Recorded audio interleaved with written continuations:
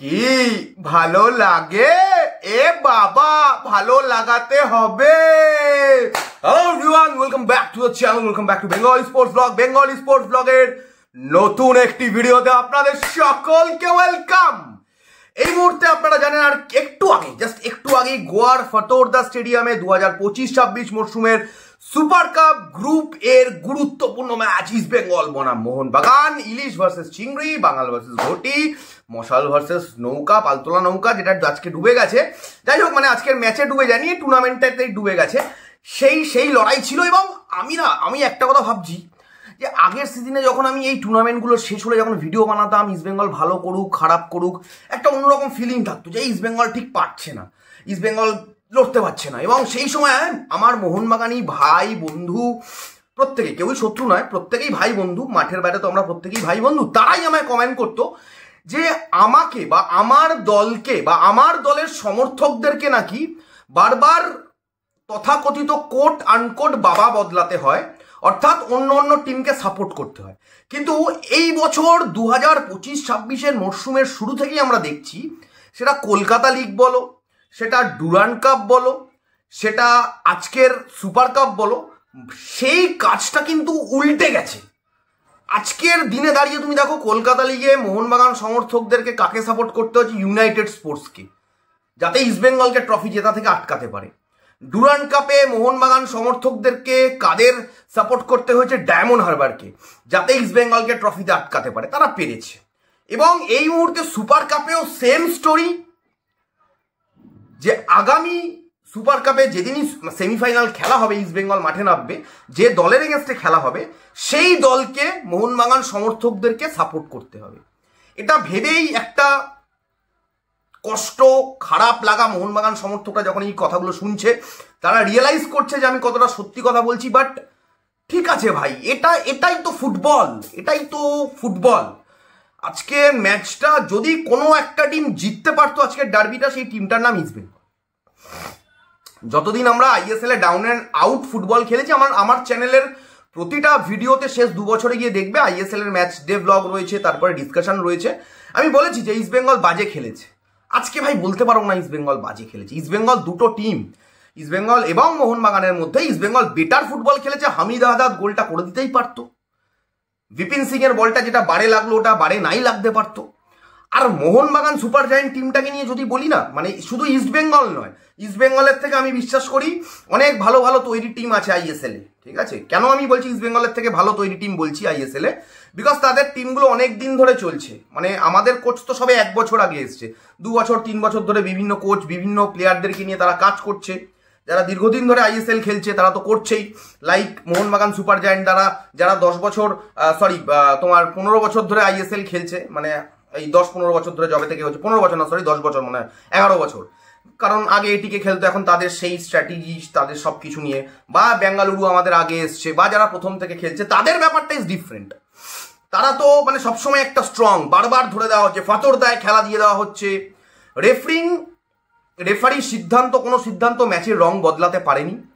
Referee কিছু জায়গাতে অবশ্যই যে ইস্ট বেঙ্গলের সবকটা ইয়েলো কার্ড, তা তো আমি বলবো না যে সবকটা ইয়েলো কার্ড রেফারি ভুলও ছিল।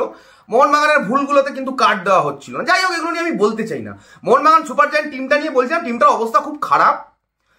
আমি ভগবানের কাছে চাইবো যাতে বাংলার টিম মোহনবাগান সুপার জায়েন্ট, তাদেরকে আমরা প্রতিটা ডার্বিতেই হারাতে পারি ইস্ট বেঙ্গল সমর্থক হিসাবে।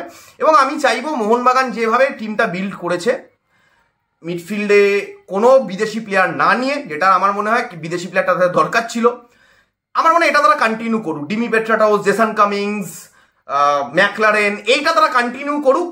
আগামীতে আরও মজা আসবে। আজকে পুরোপুরি মজাটা পেলাম না, হাফ পেলাম। মানে এই ম্যাচটা যদি আজকে গোলটা হয়ে যেত, 1-0 হয়ে যেত, আজকে ইস্ট বেঙ্গল যেটা খেলেছে, মোহনবাগান যেটা খেলেছে, সেই জায়গা থেকে ম্যাচের কারেক্ট রেজাল্ট হওয়া উচিত ছিল 1-0, বাট হয়েছে 0-0। মোহনবাগান চলে গেল সুপার কাপ থেকে বাড়ি। ইস্ট বেঙ্গল আবার এই বছর দ্বিতীয়বারের জন্য একটা সর্বভারতীয় টুর্নামেন্ট থেকে মোহনবাগানকে বাড়ি পাঠালো, ব্যাক টু ব্যাক বাড়ি পাঠালো।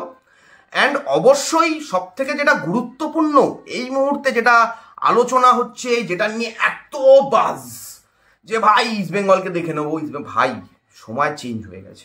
এবারে বুঝতে হবে যে ইস্টবেঙ্গল এইবারে যে টিমটা করেছে সেটা অনেকটা বেটার, এবং ইস্টবেঙ্গল শেষ 2 বছর ধরে যে প্লেয়ারদের রেখে দিতে পেরেছে, একসাথে তারা খেলছে, তাদের হয়তো স্টাইল অফ প্লেটা চেঞ্জ হয়েছে কোচের সাথে সাথে, বাট তারা তো একসাথে একে অপরের সাথে পাস করছে, একে অপরের আমি কি বলবো যে মানে পাওয়ার জানে, বা একে অপরের কোনটা পজিটিভ কোনটা নেগেটিভ সেইটা জানে প্লেয়াররা।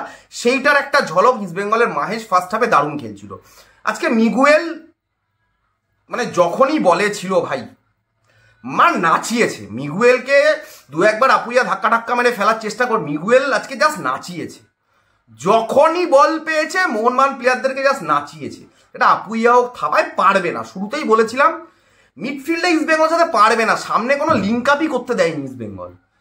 ইন্ডিভিজুয়াল ব্রিলিয়ান্সে একবার জেসান কামিন্স, রবসন ওরা চেষ্টা করেছিল, ডিমি পেট্রাটস তো মানে মাঠে নামা মানে যে টিমের এখন মানে মোহনবাগানের ডিমি পেট্রাটস যখন মাঠে নামে অপোনেন্ট 11 জন থেকে 12 জন হয়ে যায়।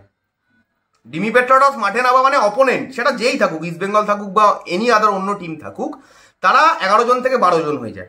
আজকেও তার খুব একটা আলাদা হয়নি, যে ডিমি পেট্রাটস যখন মাঠে ছিল এবং লাস্ট যে ডার্বিটা টাই ব্রেকারে হেরে গেল, বা আমি বলবো পেনাল্টি শুট আউটে হেরে গেল ইস্টবেঙ্গল, সেই ম্যাচটা তো 120 মিনিটে ডিমি পেট্রাটস যতক্ষণ মাঠে ছিল ইস্টবেঙ্গলকে হেল্প করেছে, এবং আজকেও, এবং আমার মনে হয় পরবর্তীতেও করবে ডিমি পেট্রাটস, যেটা করে আসছে এই মুহূর্তে। তো যাই হোক, মানে অল ওভার আনোয়ার তো ভাই কি খেললো ভাই আনোয়ার, পুরো দিল জিত লিয়া মেরা আনোয়ার, কোনো ভুল নেই। আনোয়ারের খেলাটা দেখেছো তো? আবার দেখো ম্যাচটা, আমি আবার ম্যাচটা দেখবো, নিশ্চয়ই দেখবো ম্যাচটা। আনোয়ার আউটস্ট্যান্ডিং। কেভিনেরও একটা ভুল হয়েছিল, ওই ভুলটা ছাড়া কেভিন কিন্তু পুরো ম্যাচটা ভালো খেলেছে। আর ডিসপোজিশনড হয়ে যেতেই পারে প্লেয়ার, ডিসপোজিশনড হয়ে যাওয়াটা ক্রাইম নয়, মিসপাস করাটা ক্রাইম। আর একজন সেন্টার ব্যাক এমন একটা জায়গাতে বলটা দিয়ে দিয়েছিল অপোনেন্টের প্লেয়ারের হাতে, যেখান থেকে একটা অ্যাটাক তৈরি হয়, কিন্তু ফরচুনেটলি ফর ইস্টবেঙ্গল যে ইস্টবেঙ্গল গোলটা খায়নি। আনোয়ারের খেলা নিয়ে তোমাদের কি মনে হচ্ছে কমেন্টে জানাবে, স্পেশালি মোহনবাগান সমর্থকরা লিখবে আনোয়ারের খেলাটা কেমন লাগলো। আনোয়ারের দুটো পকেটে দুটো প্লেয়ার নিয়ে আনোয়ার কন্টিনিউ ঘুরছিল।